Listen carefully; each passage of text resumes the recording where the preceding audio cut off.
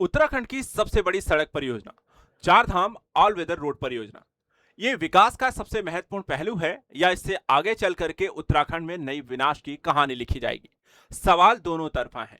एक तरफ देखा जाए तो लोगों का हुजूम है, भक्तों की भीड़ है जो लगातार हर वर्ष यहाँ पर इन चार धाम की यात्रा करता है। कई सारी समस्याओं का सामना करना पड़ता है जिससे चार धाम ऑल वेदर रोड परियोजना के शुरू हो जाने से इन समस्याओं का निराकरण हो जाएगा, आना जाना आसान हो जाएगा, पर्यटन सुविधाएं बढ़ेंगी, स्थानीय रोजगार बढ़ेगा। लेकिन दूसरी तरफ इस परियोजना को शुरू करने को लेकर के जिस तरीके के इंफ्रास्ट्रक्चर काम किया जा रहा है, पहाड़ों को तोड़ा जा रहा है, काटा जा रहा है, उससे पर्यावरण को लेकर के गंभीर समस्याएं और चुनौतियां भी उत्पन्न हुई हैं। मामला सुप्रीम कोर्ट तक भी पहुंचा है। आखिर यहां पर पूरी कहानी क्या है, इस प्रोजेक्ट को लेकर अब तक क्या कुछ हुआ है, उत्तराखंड के डेवलपमेंट इस बड़े प्रोजेक्ट के यहां पे पर्यावरण स्थितियों और यहां पर लोगों को क्या फायदा होगा, चलिए आगे करके आपको सारी चीजों को आराम से समझाते हैं। तो वीडियो को पूरा जरूर देखें ताकि समझ में आए आखिर ये प्रोजेक्ट विकास की कहानी कहता है या इससे विनाश की संभावनाएं बढ़ती हैं। सबसे पहले यहां पे देखा जाए तो चार धाम ऑल वेदर रोड परियोजना जो है ये उत्तराखंड की सबसे बड़ी सड़क परियोजना क्यों कहा गया है उसको समझिए। देखिए, परियोजना का जो आधिकारिक नाम है उसको ध्यान रखिएगा, वो है आपका चार धाम महामार्ग विकास परियोजना है। ठीक है, इसका जो शिलान्यास किया गया था वो 27 दिसंबर 2016 को देहरादून में किया गया और कुल लंबाई जो होने वाली इस पूरे परियोजना की वो 889 से लगभग 900 किलोमीटर लंबी ये परियोजना है। अनुमानित इसकी लागत को है जो है 12,000 करोड़ की है और सड़क की जो न्यूनतम चौड़ाई होने वाली है वो 10 मीटर तक रहने वाली है। अब सभी मार्ग जो होंगे वो दो लेन होंगे, टू लेन में इसे विकसित किया जा रहा है, पेव्ड शोल्डर के रूप में यहां पर इसे विकसित की जाएगी। तो यानी एक बड़ी परियोजना है और इस परियोजना को लेकर के यहां पर आपको जो स्थिति है वो भी समझिए। चारधाम यात्रा के पहले पड़ाव यानी कि यमुनोत्री और गंगोत्री के बारे में समझते हैं, चारों धाम के बारे में समझते हैं। पहले यहाँ पे यमुनोत्री जो धाम है ये चारधाम यात्रा का पहला पड़ाव होता है और यहाँ देवी यमुना का मंदिर है। यमुना नदी यहाँ का वास्तविक जो उद्गम हो यमुनोत्री ग्लेशियर से माना जाता है और मंदिर उनके निकट ही यहाँ पर स्थित है। प्रसिद्ध स्थल की बात करें तो यहाँ पे सूर्यकुंड है और आपको सभी दिव्यशिला है जिसकी यहाँ पर आप पूजा इत्यादि करते हैं, जो भी भक्त यहाँ पर पहुंचते हैं। दूसरा आता है गंगोत्री धाम, यहाँ मां गंगा को समर्पित है और देखा जाए तो यहाँ पे गंगा नदी का वास्तविक उद्गम गौमुख ग्लेशियर है जो गंगोत्री से लगभग आपको 18 किलोमीटर दूर है। यहाँ गंगा को भागीरथी नाम से भी जाना जाता है और मान्यता है कि राजा जो भागीरथी थे वही आपको तपस्या से गंगा को अवतरित कराते हैं पृथ्वी पर और यहाँ से लेकर के फिर गंगा नदी जो होती है वो धीरे धीरे आपको पूरे भारत के उत्तराखंड से होते हुए उत्तर प्रदेश, बिहार, बंगाल से होते हुए अरब सागर तक गिरती हैं।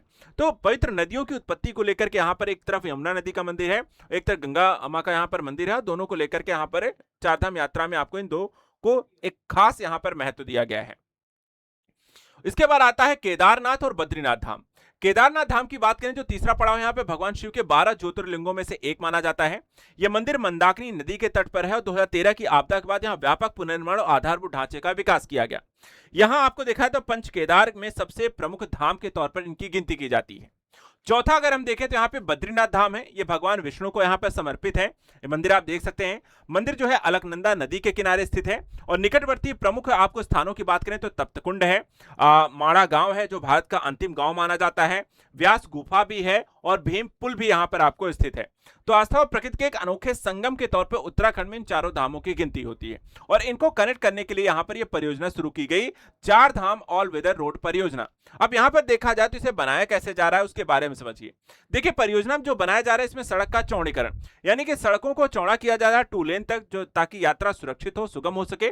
दूसरा, बाईपास यहाँ पर विकसित किए जा रहे हैं, भीड़ भाड़ वाले क्षेत्रों को यातायात से अलग करने के लिए यहाँ पे बाईपास की इसमें व्यवस्था होगी।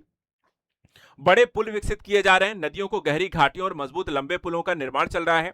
इसके अलावा वायडक्ट यानी कि आपको ऊंचे नीचे और कठिन इलाकों में वायडक्ट का भी यहां पर निर्माण किया जा रहा है, जो इस तरीके की परियोजना आपको देखने को मिल सकती है। इसके अलावा देखा जाए जो सुरंगें बनाई जा रही हैं, पहाड़ियों को काटकर सुरंगों का उसके नीचे से यहां पर निकाला जा रहा है। पार्किंग और वे साइड सुविधाएं विकसित की जा रही हैं ताकि यात्रियों के लिए सुविधा, पार्किंग, रुकना है, कुछ खाना पीना है, आराम करना है, कुछ देर के रेस्ट करना है तो वहां पे पार्किंग और वे साइड सुविधाएं होंगी। हेलीपैड और आपातकालीन सेवाएं इसमें विकसित की जाएंगी ताकि यहां पर किसी भी आपात स्थिति में तेजी से पहुंचा जा सके, लोगों को निकाला जा सके।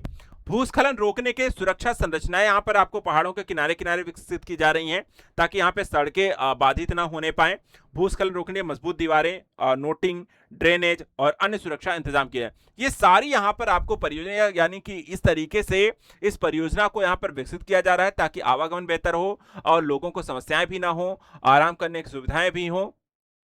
पर्वतीय संरचनाओं के यहाँ पे चुनौतियों को विस्तार करना हो, और साथ ही साथ यहाँ पर आपको एक बड़ी परियोजना सिलक्यारा बड़कोट सुरंग परियोजना, जो इस परियोजना का सबसे चर्चित हिस्सा है, उसके बारे में बता दें। इसकी लंबाई है करीब 4.53 किलोमीटर की, लागत 1384 किलोमीटर होने वाली है। सुरंग यमुनोत्री मार्ग से लगभग 20 किलोमीटर छोटा यहाँ पर कर देगी, यानी कि यमुना की यात्रा यमुनोत्री तक पहुंचने में जो 20 किलोमीटर का दायरा है वो कम हो जाएगा इसके खुल जाने से। इस परियोजना का सबसे चर्चित भाग है क्योंकि 2023 में यहाँ सुरंग दुर्घटना और सफल रेस्क्यू ऑपरेशन यहीं पर हुआ था, जो काफी चर्चा का विषय पूरे देश में रहा था। सिलक्यारा यहाँ पर सुरंग, पहले की दूरी जो थी वो 45 किलोमीटर आप यहाँ पे देख सकते हैं, अब की दूरी मात्र यहाँ पर आपको 25 किलोमीटर हो जाएगी। तो ये एक यहाँ पर आप ये देख सकते हैं, पहले यहाँ पर देखा तो यहाँ से आप पूरा होकर के घूम फिर के आपको इस तरीके से पहुंचते थे 45 किलोमीटर की दूरी तक। अब यहाँ पर आपको यहीं से आपको सीधा काट करके डायरेक्ट पहुंचा दिया जाएगा आपको ये सुरंग के माध्यम से, तो 20 किलोमीटर आपको हो जाएगी। तो 2023 की सुरंग दुर्घटना के कारण काफी चर्चा का विषय भी रहा है। इसके अलावा देखा है तो चारधाम ऑल वेदर रोड परियोजना का रणनीतिक महत्व क्या है। देखिए, रणनीतिक महत्व यह है कि ये परियोजना सिर्फ तीर्थ यात्रा के लिए ही नहीं है, बल्कि यहाँ पे भारत चीन सीमा तक बेहतर सड़क संपर्क प्रदान करता है, सेना की आवाजाही को आसान बनाता है और सीमावर्ती क्षेत्रों में पर्यटन और आर्थिक गतिविधियों को भी बढ़ाता है। यानी कि तेज सेना की तैनाती करनी हो चीन की बॉर्डर पर, लॉजिस्टिक को पहुंचाना हो, या फिर सीमाई यहाँ पे सुरक्षा को मजबूत करना हो, उसके लिए भी ये परियोजना बहुत ही अहम है, जो तेजी से यहाँ पर मूवमेंट करने के लिए अहम होगी। वहीं पर्यटन के लिए पर्यटकों को बढ़ावा मिलेगा, स्थानीय अर्थव्यवस्था मजबूत होगी, रोजगार के नए अवसर आएंगे, यानी कि उत्तराखंड में स्थानीय स्तर पर रोजगार से लेकर के अन्य परियोजनाओं का विकास यहाँ पर आसानी से होगा। रोजगार आपको पर्यटन के माध्यम से बढ़ेंगी। इसके अलावा बात करें कि पहाड़ों की कटाई इसमें तेजी से हो रही, जो समस्याएं, जो चुनौतियां यहां पर बात की जा रही हैं, कि आखिर चुनौतियां क्या हैं, इसे विनाश क्यों यहां पर कहा जा रहा है। तो अगर हम देखें तो यहां पर समस्या यह है कि पहाड़ों की कटाई बहुत तेजी से हो रही है। सड़क निर्माण के लिए पहाड़ों को बड़े पैमाने पर काटा जाए, जो प्रकृति के लिए नुकसान का कारण है। भूस्खलन किसके कारण बढ़ती घटनाएं हो रही हैं कि सड़क चौड़ीकरण एक तरफ हो रहा है और कटान के कारण भूस्खलन की समस्याएं तेजी से बढ़ी हैं, लगातार वृद्धि हो रही है, जिससे दुर्घटनाएं बढ़ सकती हैं। तीसरा, यहां पर इस मामले को लेकर के सुप्रीम कोर्ट पहुंच गया आदमी कि सड़क की चौड़ाई को लेकर के मामला अभी देखा है सुप्रीम कोर्ट न्यायालय के द्वारा यहां पर सुना भी जा रहा है कि क्या होगा क्या नहीं होगा।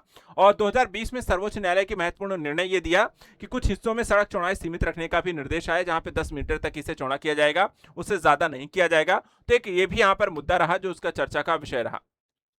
तो इस तरीके से यहाँ पर ओवरऑल अगर हम देखें तो जहां पर एक तरफ उत्तराखंड के विकास की एक कहानी कहता है, वहीं दूसरी तरफ आपको पर्यावरण चिंताएं भी आपको व्यक्त करता है।